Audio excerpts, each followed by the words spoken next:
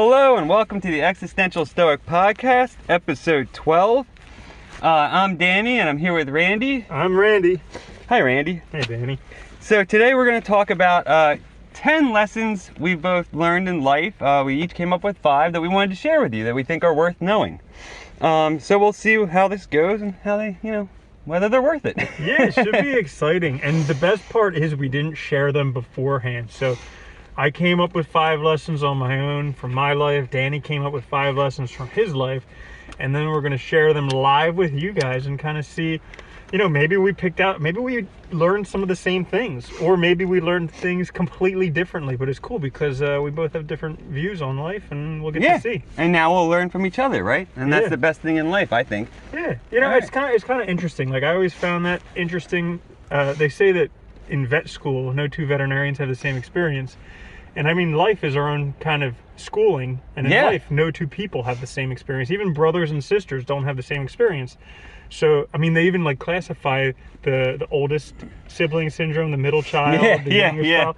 So you never have the same experience, but potentially you can learn the same things from life. Isn't that interesting too? I think that's important, right? We're always learning in life.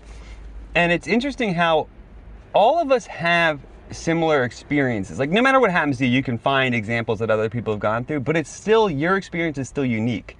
Mm-hmm. Because it is always your own and coming from your own perspective, right? Yeah. And I always found that interesting, the overlap and then the divergence, where you have that similarity, the common experience versus, the actual way you happen to experience it. And you mentioned something interesting, learning from it. Yeah. So I find that life will teach you the same lessons over and over and over and over until you decide to actually learn from it. Yeah, life will, kick the proverbial dead horse again and again. Yeah, I actually heard this saying the other day that said, if you want to start succeeding, start failing. Yeah, I like that, right? Because it's when we fail that we really learn things. When we fail and we learn from it. And we learn from it, because we can fail and not get anything from it. Well, it's just right when we struggle and suffer and we face it and we overcome it, we're learning from it. It's okay to lose, just don't lose the lesson. Yeah, exactly. And it's interesting, too, because if everything were easy and there was no struggle and there was no failure, you really wouldn't learn anything, right?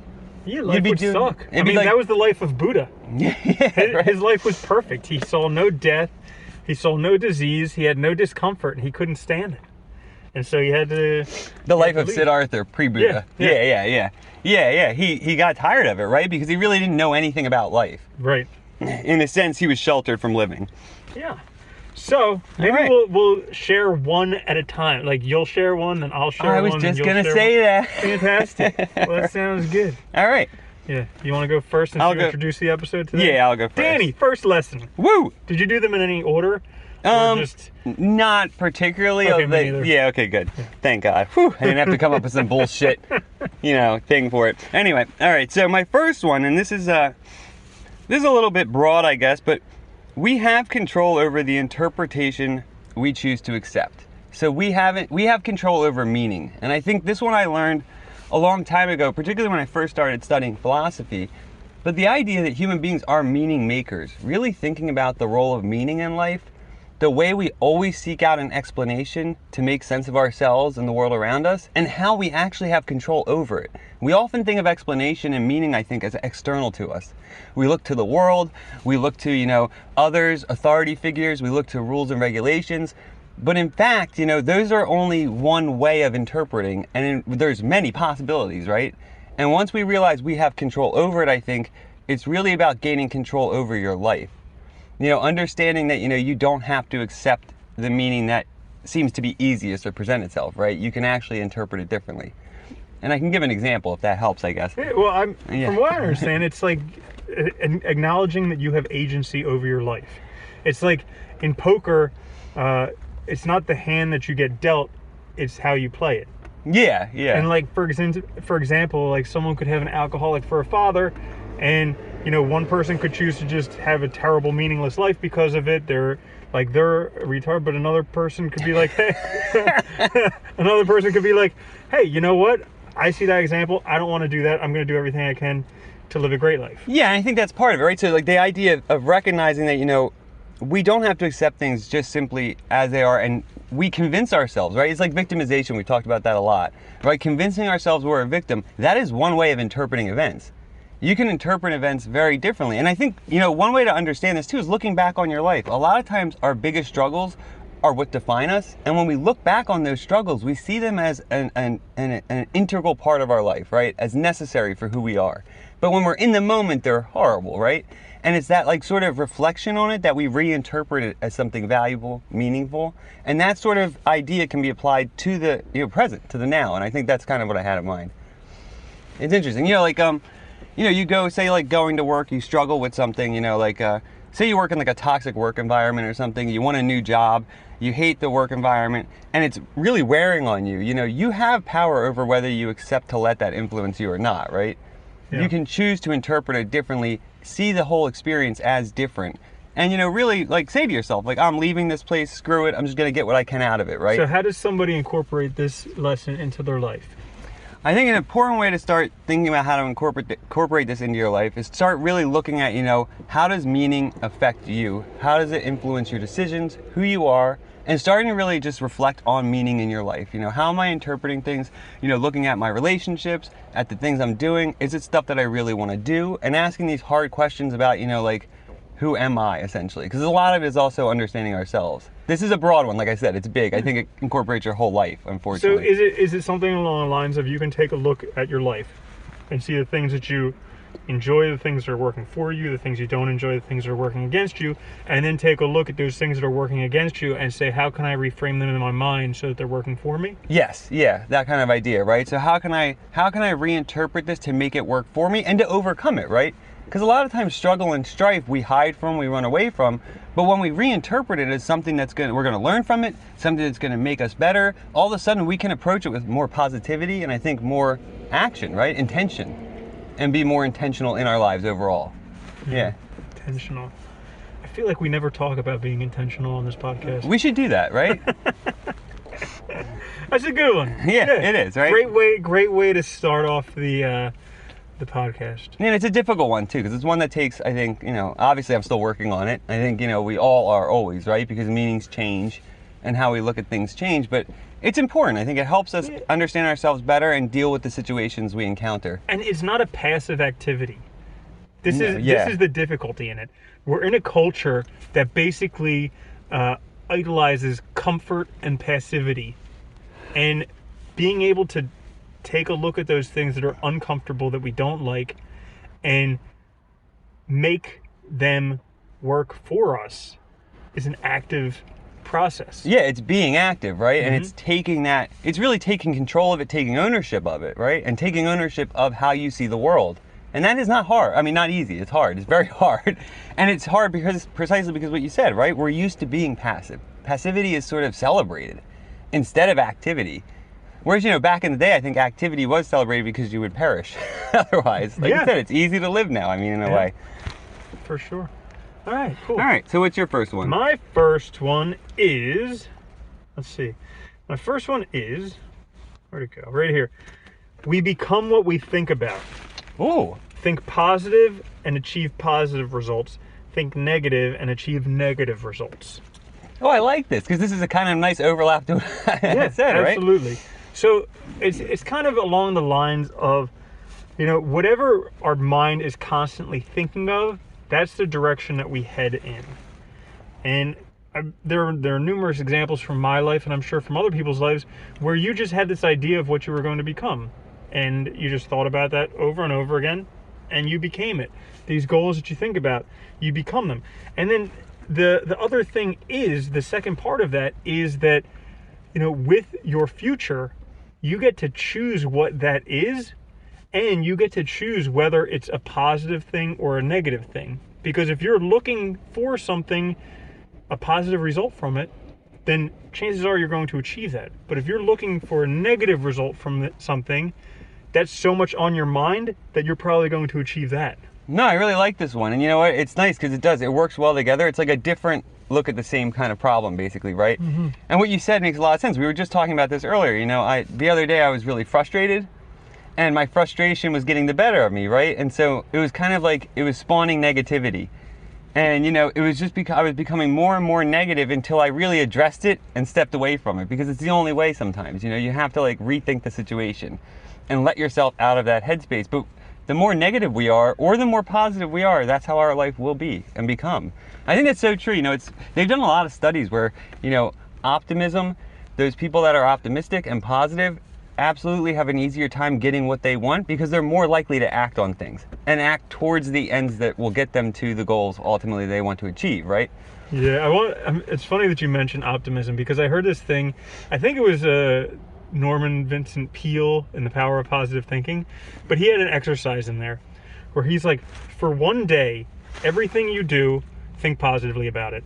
And be very positive about it. And then once you've done that for one day, do it for 3 days, and then for a week. And then at the end of that week, you'll see that your realistic notions were actually just pessimistic. Yeah, right? And I mean, that's a funny thing, right? We call these things realistic. We call it being, whatever. And in reality, it is just pessimism. We can do whatever we want. I mean, that is the absolute truth. It's up to us. This is our life. And it's funny how much our attitude really does influence everything that happens to us, right? And this has to do with, like, yours I like because it's like, I was talking about meaning, you're talking more about, I think, attitude, but they go together very nicely. Yeah. And, the way we interpret our world has to do with our attitude.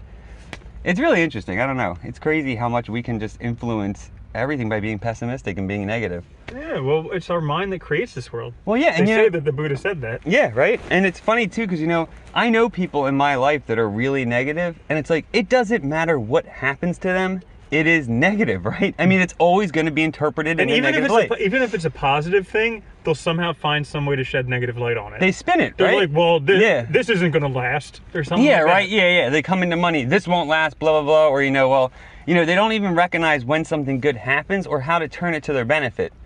And it's like, but the more you think that way, and I think this is the important thing, right? The more you think that way, the more you become it. Because we really are, like you said, we are what our thoughts, we are our thoughts at the end of the day. Yeah. We're nothing more than that. Yeah. I like that. Act as if it were impossible to fail. And I really like, yeah, right? Act as if it's impossible to fail. And I love the idea of forcing positivity, right? Because it's like anything else. You can practice this. Well, here's the thing. You can choose how you want to look at something. Yeah. It's like what you were saying. Yeah, absolutely, yeah. You can choose whether you want it.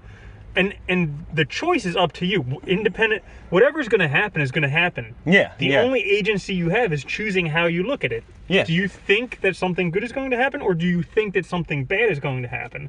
And it's kind of like the dichotomy of faith and fear. Yeah. They're both illusions. None of them exist. One's just choosing a positive illusion, and one's choosing a negative illusion. Exactly. Yeah. And it's funny. Like, I always think of this too in terms of like our emotions too, and how they influence how we look at the world. And I this example comes to mind, I don't know why, but like going to a theme park is fun, right? Riding roller coasters and stuff, it's a great time. And you can go there with a positive attitude and you'll have a great time, you'll enjoy the day. But if something happens beforehand that clouds your thinking, say like you get in a breakup or something, right? You're negative. All of a sudden the theme park becomes negative. And it's funny, but like it has nothing to do with the actual events, has nothing to do with the experience you're going through. It's the same.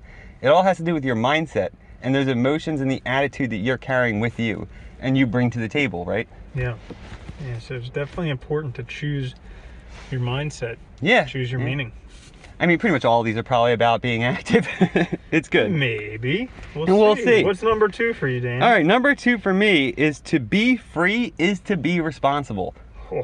And I think this is, this comes from years of, I should say probably like 20 years of studying existentialism.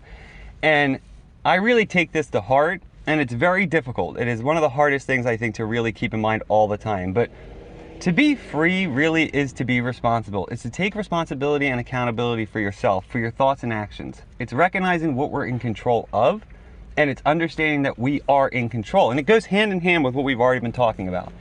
But it's recognizing that, how I think about the world, how I interpret situations, and my actions are all up to me.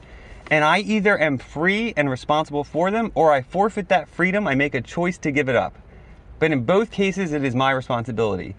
So if I choose to follow the norms of society, if I choose to follow external examples, I am forfeiting my own self-determination, essentially. And I think this is critical because if you want to live a good life, your own life, it has to be one that you own.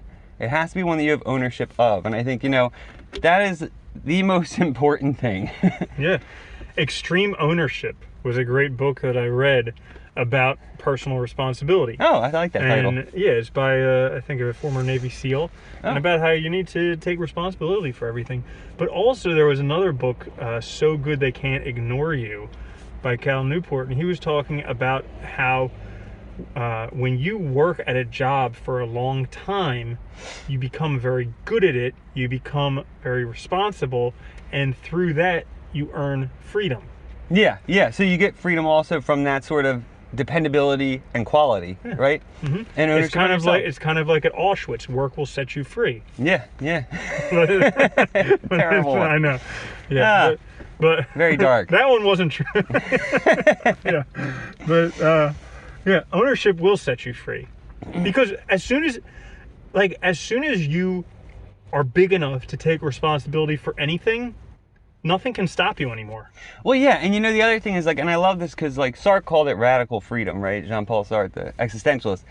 And the idea too that once you become fully responsible and accountable for yourself, there's also nothing in the world that can touch you. Because there's nothing that can really influence you because you are the determining factor always, right? It's not like something's going to happen external that's going to sway you or knock you off course because you're in control. You're no longer, and I think this is what's important. It's almost like when you're really responsible for everything, you have a balance. You have sort of an inner balance, right? An inner sort of security or or a strength that you bring to the table that you don't get knocked off course easily by life events, right? Normally, most of us, if something traumatic happens in our lives, a death, we lose our jobs, it can totally derail us, right? It throws us off course, our emotions can run wild, but when we have control, that kind of stuff will not knock us off course. We'll respond in a healthy manner, we'll be accountable for ourselves, and we'll remember that it's up to us to move forward, right? To take control and do what we're supposed to do. And that responsibility comes with the idea that whatever comes up, I can handle it. I can get through this. Exactly, yeah. I think that's crucial too, right? Is understanding that because of my responsibility, I am free to do what I want, right? To act in this world and take ownership of it. I like that idea. Yeah. I think it's crucial. Another great one. Great number 2, Danny. What do you got? Mine is the universe is supporting you. Oh, I like this. Yeah. So this one, there was a moment in my life where I very clearly had I was having a breakdown, and I very clearly decided that the universe was supporting me. I investigated that, and I decided, yes, the universe is supporting me. And as soon as I recognized that, all of a sudden, my life changed in such a great way. But so basically what happened was I was working as a relief vet, so I was working at a bunch of different hospitals. Okay. And because of the way that things were going, I got let go from 3 out of 4 places. I remember in this. 1 week. Yeah, I remember when you were doing this. Yeah, you were doing a lot of it was almost freelance type vet work. Yeah. Yeah, and so I went from working 6 days a week to working 1 day a week. I went from making a very good salary to barely making enough. And it wasn't that I couldn't get new jobs, but it was just how could this happen? Yeah. What kind of universe would do this to me? Yeah, it would put me in this position and, ruin my life and blah. Yeah. And so, I remember I was, having a breakdown, laying on the floor and just contemplating, is the universe, is this a bad universe? Is this a negative universe? Is it supporting me? Is it against me? And once I was clearly under the notion that the universe is supporting me, all of a sudden everything changed, because then I knew that whatever action I took, the universe would support me. Because on the other hand, if the universe isn't supporting you, it could just kill you right now. Yeah, absolutely, right? It could torture you nonstop. Well, you know what I like about that too? You're putting a positive spin on something that I think is important. A lot of philosophers say, the universe, the world is neither good nor bad, it is, right? The universe just is. And it really depends on our relationship to it. That's what matters. And so by convincing yourself that the universe is supporting you, that's another way of taking a positive outlook, an optimistic outlook on the situation, right? Saying, look, no matter what I do, as long as I'm taking ownership and taking control of the situation and doing what I want, the universe will work with me. And it absolutely will, because the universe is indifferent in a way, right? So it'll do whatever your relationship demands of it. And I think that's important too. So it's a lot about like understanding that, you know, the world is not against you by any means. But when we think that way, right, we're looking to blame the outside. We're looking to push responsibility off ourselves, essentially, right? To bring it back to, you know, the other one. Yeah. Which I think is true. I mean, we do that all the time, right? We get in a situation, like you said, you think, I had 6 great jobs and now I have 1. Like, what happened? You know, why is the world against me? And it's like you look outside to blame something that doesn't make any sense to blame. There's nothing against you. Things happen. And, you know, and it was crazy because it was such a defining moment. Like, you know, sometimes when you experience really significant pain, it's like that can be such a defining moment because you can actually picture that exact moment. You get like a clarity, right? Yeah. Yeah, and I remember like that exact moment and deciding that the universe was for me. And literally within like 3 months, my life was 100 times better than it was before. I really like that. Yeah, you know, and it's nice because I feel like we all go through these moments in our lives, right? Where we feel lost, detached, alienated, we struggle with our relationships, all kinds of things happen that bring us down. And some of us will make it out to the other side. And I think a big part of that is recognizing, right, that things aren't against us and they will work with us if we work with it. And also just kind of taking the time to evaluate this for yourself. Like, take a look at your life. Is the universe actually supporting you or is it actually against you? Because, I mean, this was true for me. Yeah. But maybe it's not true for you. I have no idea. That's interesting. You know, I like it too because we talked about before on this show, we talked about the stream, right? That analogy or the metaphor of the stream, right? And being with the current, against the current, or kind of pulled by the current. And I think recognizing the universe is working with you is kind of recognizing the current. It's being aware of the current and choosing to go with it, right? Or choosing to merge with the current in a way, I guess, if that makes sense. Yeah. I like that. I mean, you look at all the plants out there. Like, we don't acknowledge that these flowers are like efforting in order to bloom. Like, they're just there and then they bloom. They're doing what they do naturally, right? Yeah. It's not that there is effort required, but we don't see it. It's not like will. Yeah, it's not in the sense that we usually talk about it. We have this concept that we have to effort to get things and that we have to do something and it's not just the universe working through us. I like that one a lot. And that's another thing that was back when I was doing mushrooms pretty often. I did have a very real clarity that the universe is working through me. Isn't that interesting? That is a common experience. I got the same thing when I was doing psychedelics for a while.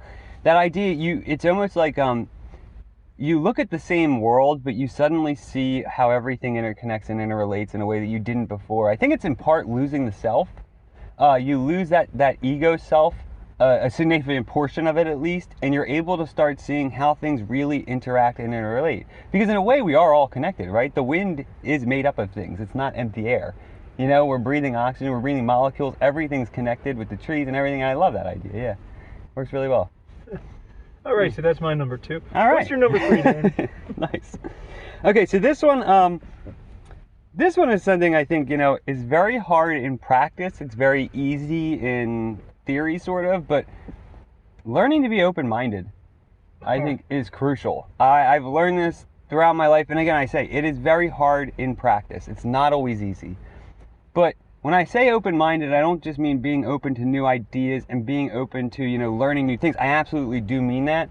But I also mean being open to other people, to understanding them, being open to the world, to what it has to offer. Being flexible. Yeah, being flexible. I think that's a great way to say it, right? Not living based on convictions or dogma, not believing we know everything, because being open-minded is also admitting that we don't know everything, right? It's a confirmation that we don't know everything. Well, yeah, I was actually talking, not exactly about this, but I was talking about this concept of not knowing everything. I was talking with another doctor this week about, like, what happens if we find out in like 50 years that obesity is actually a contagious disease? Like, how much would that change? Like, everybody thinks, oh, it's how much you diet, how much sugars you eat. What happens if it's just a contagious disease and we find some type of thing like a vaccine or whatever that could cure it? Like, and how that would change everything? Everything. Well, you know, that's the idea about being open, right? Is being open to question these things. And this doctor was like, that's ridiculous. Of course it depends on how much you eat. But I'm like, yeah, but that's just kind of a new notion in the past, like, 30 years, you know? Yeah, it really is. I mean, it's funny, you know? I mean, obesity used to be a sign of wealth, right? I mean, it wasn't necessarily thought of as negative. It was a sign that you could feed yourself and you had plenty, essentially. You know, and I think that's a nice way to say it, too, because being open-minded, I think, is also being willing to question. It's being willing to ask questions about things that you otherwise might not ask questions about, because in that exploration you will learn stuff. You will always learn. And I mean, I can't express this enough, but I guess being open is being willing to learn all the time. I think that's also part of it. Admitting we don't know everything, like Socrates said, right? The only thing I know is that I don't know anything. I know nothing. And I think that's crucial. I mean, we don't even know everything about ourselves. And that's, the thing we should be most familiar with. Well, like, point in case, there's like a million different diets out there. Yeah. If we actually knew how to eat, there would be one diet book. yeah, right? I mean, there'd be one diet book and it would explain how to eat and what we need to do. Yeah. It's funny. It's funny you mentioned diet, actually. There's in one of the dialogues, I can't remember which one, they are actually talking about, food, and Socrates points out that, like, like the right diet for, like, this Olympian wrestler athlete is this very high, consumption of meat because he needs a lot of protein. He's like, but if another person ate that, they would get sick, right? Because it's too much. And knowing what we need, understanding the world around us, requires being open-minded and open to new experiences, to understand things, and just being willing to also talk to people and not make opinions and judgments. I think, there's a lot of talk recently about bias, right? Implicit bias and how our biases influence us. And a lot of that is closed-mindedness, I think. That's what it's born from. And an inability to sort of stop your immediate judgment and think things through. Yeah. And furthermore, with the flexibility and the open-mindedness, our body resembles what's going on in our mind. And so many diseases are psychosomatic diseases, meaning that there's something going on in your mind and it translates to your body. So if you have all this mental rigidity, it's going to translate into your body, and you're going to have a lot of issues. You're going to have headaches and neck pains and back pains and all types of Oh, yeah, that's a things. great point, actually. I didn't even think of that, right? The idea that, so much of it is a translation of the mental into the physical. Even just like, the mild depression, right? Anxiety, a lot of that is translated from our mental state. And then it gets expressed through our bodies as well, in tiredness, sluggishness, so forth and so on. And Dude, depression is like the most common disease nowadays. yeah. And basically it's just a rigidity against whatever you're feeling right now. Yeah. It's a rigidity against feeling like shit. Yeah. Yeah. And being open is important too, right? To interpret things differently, to be willing to try new things and take responsibility. I think you have to be open. It's a good starting point. Yeah, I like that one. All right. Good Awesome. stuff. Be flexible. It's like being the palm tree, Yeah. Like in a hurricane wind, every one of these hardwoods, all the oaks get knocked down. But the palm trees that sway, that can bend all the way to the ground, Oh, that is amazing. the storm's isn't it? over, Yeah. they're back, they haven't even lost a leaf. Yeah, it is impressive. And I think that's a great example, right? Being like that, being so flexible that you can bend, and it makes life more bearable and exciting, I think. Because there's going to be storms. Yeah. I can guarantee that. But There will be storms, and it keeps us open to those new possibilities too. We never know what's going to happen. Life is possibility, so we need to be open to it if we're going to accept it and embrace it. Yeah, and I think flexibility is kind of like half of the equation, because strength is the other half. Yeah. Like learning to develop flexibility and strength will be able to get you through everything. Well, yeah, I think that's a good point too, right? Being flexible, but being strong in who you are, knowing who you are, and being able to endure is crucial. Yeah. I like that. Yeah, cool. All right, what's your number 3? My number 3. It's funny that you had something about learning, because that's what I have for number 3 as well. Nice. Yeah, it's Wow. like we sat down and went over these things together. But number 3, anything worth being good at is worth sucking at until you can get good at it. and also along the same line, on a long enough timeline, you can learn anything. I like this, and we've talked about this a lot, especially in private, actually. In our personal conversations, we talk about this a lot. The idea that we can become great at anything we want if we just give ourselves the time to do it. Mm-hmm. Yeah, and like I find myself so fortunate because I got screwed over by the education system really early in life. And so like it made me hate with a vengeance the traditional education system. So I just became like gangbusters on figuring out how to educate myself. And realizing that I don't need a teacher to teach me anything. I can just learn it from someone else who's a little bit further ahead than me, and then I can teach it to other people who are a little bit behind me. And so I've been doing this for a while, but in doing that, it never comes easy. It's you learn gradually, but anything that's worth being good at, you can get good at it, and it's worth sucking at until you can get good at it. Exactly. And what I like about that too, you pointed out that when you start, you're going to suck at it. Because look, it's good to work with our talents for sure. Certain things we're going to have a propensity for, we'll be a little bit better at, but it doesn't mean that we're going to be perfect at it. And we have this weird idea that success is like immediate. We see these examples, we don't see the past, we don't see the history that preceded the blowout app or the crazy invention. We don't see all the trial and error, all the failure, and we have this expectation that it's immediate. But the reality is that all things take time. You look at and we talked about this before, but you look at even the creator of Facebook, the creator of Airbnb, whatever those apps, right? I mean, they probably spent a lot of time alone programming. Probably spent 15 years of every spare moment they had just messing around programming, trying different things, and eventually something stuck. And they had an idea and they went with it. But most people, that life probably wouldn't have been appealing very early on, right? No, because they probably never got laid until they were a billionaire. Yeah, right? Yeah. I mean, it's true, right? Most people wouldn't do that. Yeah, they probably didn't have a ton of friends. They were probably, by themselves a lot. And most of us don't want that. So you can't be angry at that, right? It doesn't make any sense. And I think when you think about it, right, we're going to be terrible at things, but that's okay because that's the learning process.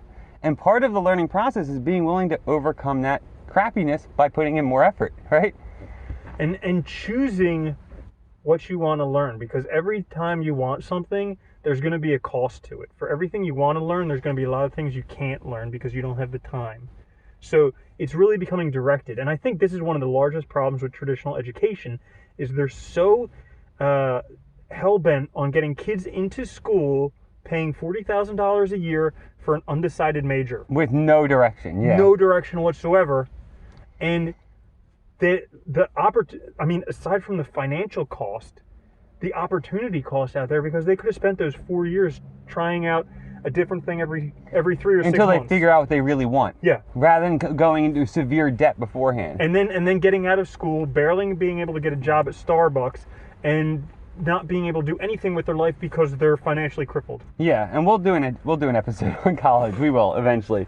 And that's important too. I think the idea that sometimes we have to try a lot of things before we know what we want. And you make a great point, right? This works when you have a directed focus, when you know what you want to do. Like, you want to learn the guitar? Great. Start practicing and you will get good at it over time. If you give yourself, you want to learn programming? Same thing. You want to learn philosophy? Same thing. Give yourself time, an hour a day, 20 minutes a day, and you will actually become really good at it. The difficulty is people don't give themselves enough time. There's this quote, I think they attributed to Bill Gates. He said, "We overestimate what we can do in a year, and we underestimate what we can do in a decade." And that is so true. Everybody thinks they're going to be a brilliant guitarist or an amazing computer programmer in a year, and that's not going to happen. No. But in 10 years, it's very likely. And better than that, Steve Martin, he talks about he was an amazing comedian and he's also an amazing banjo player. Yeah. And people asked him, "How'd you get so good at the banjo?" He said, "Well, I figured I'll probably be playing this for 40 years. At the end of 40 years, I'll probably be good at it. So I might as well practice." Yeah, right? You'll get good at it eventually. And if you have that mindset, anything you really want, if you do it for 40 years, you're going to be a lot better than everyone else. Exactly. Well, we talked about this so much too. I think our sensibilities now and our expectations are so skewed. And it's really a shame because I think that's ruined everything, right? This idea that we should be good at things immediately. And the other thing too is, right, the idea that if we're not good at it immediately, it's not worth doing. And that is so wrong. Because that really, you can have a hobby and learn something for a long time and then become great at it and it becomes a job, right? It becomes a way forward, a way to make money. But it may not be for a while, and that's okay. And I think this idea that, if we're not good at something immediately, we shouldn't do it, leads to doing nothing. And there's nothing worse than that. Yeah, it's just recognizing that you're going to suck at it for a while. And then once you just endure the suck, then it gets better. I really like that one. That's a good one. Yeah. All right. So we got number 4? Number 4. All right. So my number 4 is, and this has, it kind of goes in with everything I guess I've been talking about, but it's taking ownership of your yes and no, recognizing that with yes and no, you make a choice, and saying no. Learning to say no, I think, is crucial in life. I think we are taught at an early age not to say no, to say yes to everything, to avoid things that we don't think we'll be good at, to do all the stuff that we've really been talking about. And I think a big part of this is taking ownership of yourself. Saying, look, when I say yes and I say no, I am committing myself. I'm giving part of myself to something, I'm affirming it, I'm valuing it, or I'm omitting my values, right? My choices define who I am, and my choices are determined by, the choices ultimately that I make. And I think that's crucial. And this is not easy, right? Learning to say no, I think, is one of the most difficult things. We are really burdened in our lives by obligations that we place on ourselves from society, social pressures, and sometimes we just have to admit that we don't need to engage with it. We can say no to it. Whether it's, a relationship, whether it's the new fad, whether it's whatever, you can actually say no and do something else. You can choose how to spend your time, I guess, that's the big one. Yeah. And a lot of that comes from knowing yourself. And yeah. knowing yourself comes from a lot of time of introspection. It really does, yeah. And that's one of the problems that a lot of people have nowadays, is that they're so busy scrolling through Instagram, keeping up with their Facebook posts, doing this, doing that they don't even know who they are and what they like and what they stand for. Well, right, because all those things are constant distractions. It's like we're afraid of letting ourselves be bored. Yeah. And really, in boredom, right, that's when you have time to reflect, to ask yourself these questions, to really think about who you are, because you're not, all that noise from the outside world has been cut off. But when you only have noise, you'll never know who you are in all the distraction. And I think that it is a good point, right? You have to say no sometimes to this stuff to give yourself a chance to reflect and figure out who you are. But you have to know who you are and what you believe in order to be able to say no, because otherwise you'll be like, well, I should be kind, I should do what other people want because they're my elders, or they my boss, or whatever. Yeah. And I think, it's interesting too, because saying no, you're right, you have to know what you want and what you value, and sometimes saying no is a scary place sometimes too, because it's going to put you on the outside. Sometimes it's rejecting the norm, it's rejecting what everyone else is doing, and being by yourself is hard unless you know yourself, unless you're confident in yourself and who you are. And I think this is crucial. Yeah. I mean, it's timely. Like, somebody asked me earlier today before we met up to change something about myself, and I was taken aback. I was like, how could you even ask that? That's like not even your thing to do. And I was like, no. And they're like, why not? And I was like, because my life is not about pleasing you. Yeah, right? It's about you. It's not about them. Yeah. But I think that's the funny thing. Like, that's a good example, right? Because our whole lives, it's kind of, we're taught to please others. We're taught to say yes. We're taught to be agreeable, to share, to do things that we don't want to do because society benefits.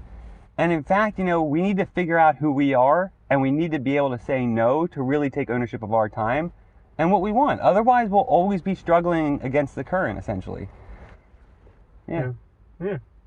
Because a society is made up of a bunch of individuals.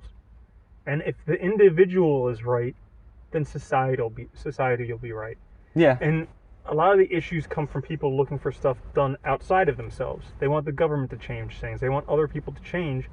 And when they actually take responsibility for those things themselves, and they be the person that they want the world to be, all of a sudden the world is at.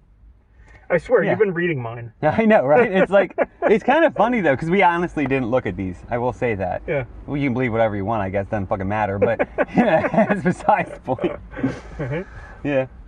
So my number 4. All right, let's hear it. Strangely enough, the world will change when you change. Oh, I like it. I know, right? Yeah. That's like exactly the same thing we were just talking about.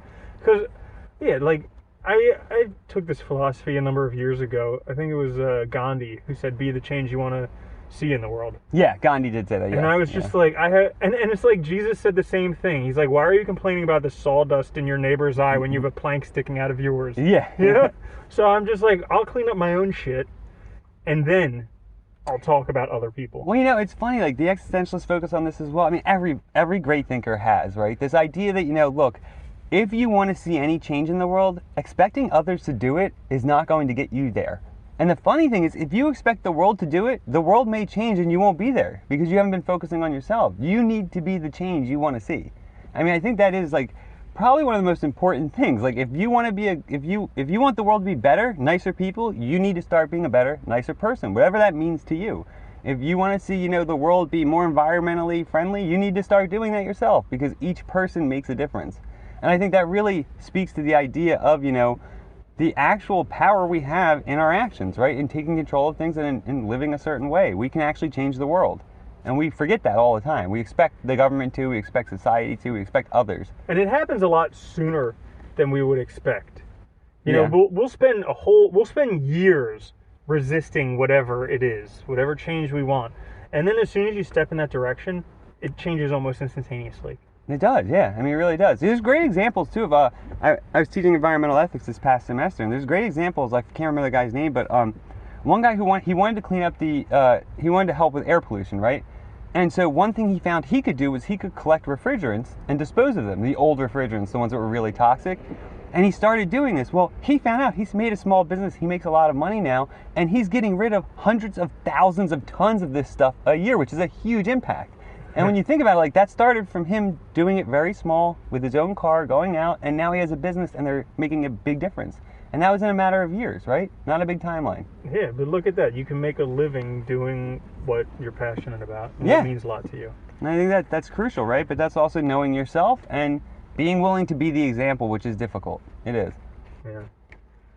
Yeah. All right. So number 5. Oh, man. We're getting towards the end. We are.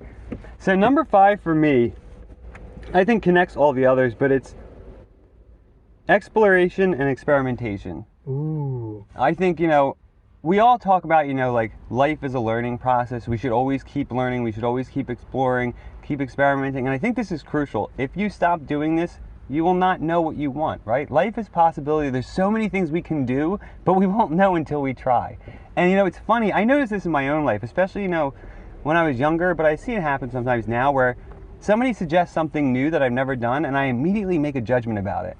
But how the hell can I have a judgment? I've never done it, And when you really think about it, it's funny, right? How can I know that that's not going to be fun or I'm not going to enjoy it if I've never tried?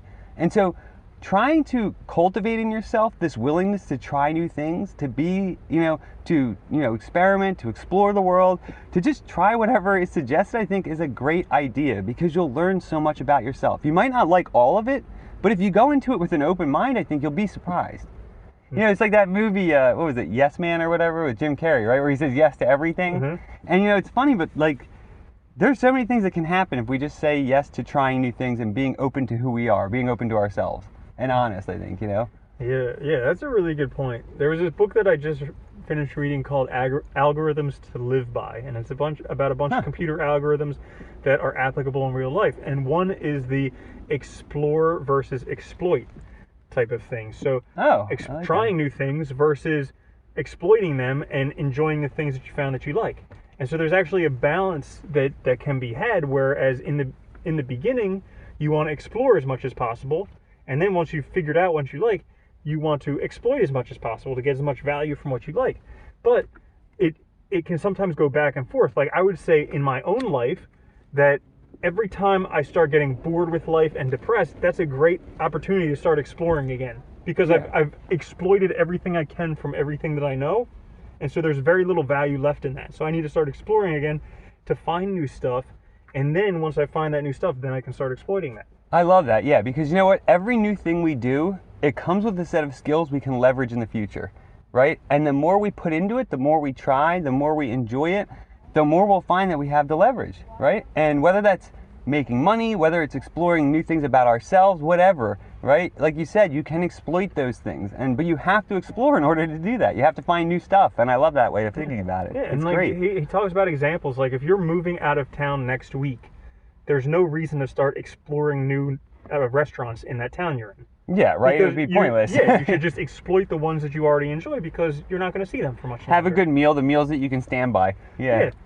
But then when you move to that new neighborhood, you have nothing to exploit. You don't know, so you have to go explore. I like that, yeah, because it's funny, when we move to a new town, it's like, you go out and everything's different. I mean, it's similar in the sense that we all live in the same area or whatever, but as you start to explore, right, you find those places you want to keep going back to, but if you're willing to try things, you'll keep finding new stuff for quite a while. And I think that's a great way to look at it. Almost looking at it like, like the world's like a city that's open to you if you're willing to go out your door. Yeah, definitely. In Cool. these uncertain times. Well, I mean, the world's going to be new. It is. Completely new in a few years. Yeah, it'll be Who interesting. knows? Yeah. So what's your 5? My 5th one is write down your goals. Oh, I like this. This is something that I keep on learning, and it keeps blowing my mind as I go back to old journals that I've written down and all the things that I wanted to do in those journals that I've accomplished. I mean, they have statistics that, like, if you actually write down your goal, you're at least 50% more likely to accomplish it. And Well, that's like a huge number. Yeah, it's interesting actually. They also say, there's been studies done that show if we write things down too, we're more likely to internalize and remember it.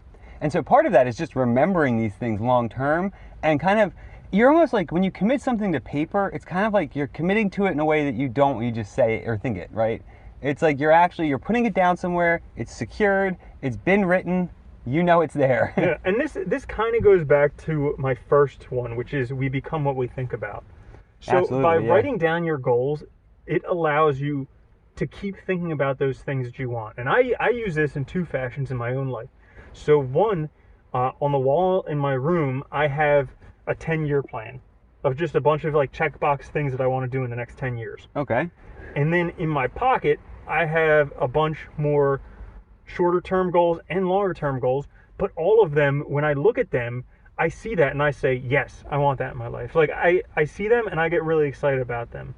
And so every day I'm looking at both of those things. And so it's always keeping these things in my mind and always giving me a direction, because I know that's the direction I'm going. And internally I'm saying, yeah, this is what I really want. I like that. Yeah, that's a great idea, because you know what? Like you said, it's the direction. And it's allowing yourself, especially in times when you're not sure or unsure, having that on hand probably makes it so much easier to say, yes, I want to do this. Yes, this is what I should be doing, and commit to it, rather than being sort of, kind of ambivalent or, oscillating between things. I think that's a great way to look at it. And also, I mentioned this in previous episodes, but don't expect like a final version of it today. The goals that I keep in my pocket and the 10-year plan on my wall, those are like iterations of it. They're plastic, right? They change. Yeah, so I had one before and it didn't, I completed some things on it, but then I realized the rest of it I didn't really, really want it. So I changed it. And that's the great thing, is that like it gives you direction, and it's kind of like driving in the dark. Like driving, you can only see as far as your headlights will show you, but once you get to that point ahead of you, you'll be able to see further. I like that too. That's a great point, because you have these ideas of what you want to do, but as you're living life, things change. And so as you complete some, you might realize, okay, I don't want to do all of these, so I make a new list. But I'm still committed, right? I still have direction. It's just I've also identified that, I know myself, and some things have changed, and that's perfectly fine, right? That's living. Yeah. That's being alive. Change is a part of life. And I think that's a good point. You don't want to be too rigidly attached to it that you end up making bad decisions that are wrong for you because you thought you had to stick to your list. Yeah. Yeah, that's a great way. It's funny. I do the same thing in journals. I write down a list of what I want, and it helps you also plan how to get it. Because I think when we have goals, we often forget that goals can be broken down into simple steps. Mm-hmm. Most things, everything in life that's doable can be done by very little incremental steps. Whether it's, like we said, becoming great at the banjo over a 40-year period, that's just setting aside time to practice all the time, right? And setting aside time to be with the instrument and listen to music. And whether you want to learn something or whether you become really good at a certain skill or task, it's just about setting aside the time and breaking it down to small goals. Yeah. I always think of like the video game analogy. We talked about this before, mm-hmm. right? Where like video games keep you engaged because of these small goals. Like you have a level to complete, you have a boss, you have, a new area to explore that opens up once you get to a certain point. Those kind of small goal thinking will help you get to that greater goal. Oh, yeah. That's the best way to reach ends. Oh yeah. Yeah, step by step we get there. Yeah, it really makes a huge difference. So what are your takeaways from our list? I think they're pretty damn good. Yeah, I know. We should write a book. The 10 life lessons to get you through. 10 life lessons to live a badass life. Awesome life. Yeah. Something. Mm-hmm. Well, I would say, it all comes down to starting where you are, figuring out where you want to go, and being responsible for getting yourself there. Yeah, I think, all of these have to do with taking ownership and really taking control of your life. And I think that's the one great thing, is you can start that at any time. And both of us can absolutely admit that our lives have been not where we wanted them to be at a lot of different points, right? We've struggled with existential crises. We've struggled with all kinds of difficulties. But the great thing about life is you can always take control of it now. Yeah. And you know what the nice thing is too? When you start taking control of your life now, the past also looks better. Because you realize that you got to this point and at least you're doing what you want now. And I think that's crucial. Yeah. Yeah, it's funny how the mind works, because when things are good, everything looks good. When things are bad, everything looks bad. It's true. Yeah, right? That's all about what we were talking about before, the attitude. It makes a huge difference.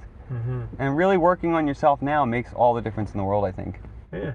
But I would encourage all the listeners out there to kind of come up with your own life lessons. Because, like we said in the beginning, everybody has a different life experience. Yeah. Now, you may resonate with some of the things that we said, and if so, great, use them. You may not resonate with some of the things we said, and fine, toss them to the side. But also, look at your own life, because you've had a life, and it's worthless unless you actually look at it and learn from it, and learn right? from it. Yeah. And what are 5? I mean, that's a good way, right? Start with like, what are 5 things you could say are great takeaways from your life? Things that you learned that you think are applicable moving forward that will help you get what you want, and see what your list is. See what you come up with. Yeah, it's a really good idea. Sweet. All right. So, episode 12 in the books. Woo! Well, thanks very much. It was a good talk today, Danny. Oh, excellent talk, Randy. Always a pleasure. I will catch you next week. Absolutely. Have a good one. Peace.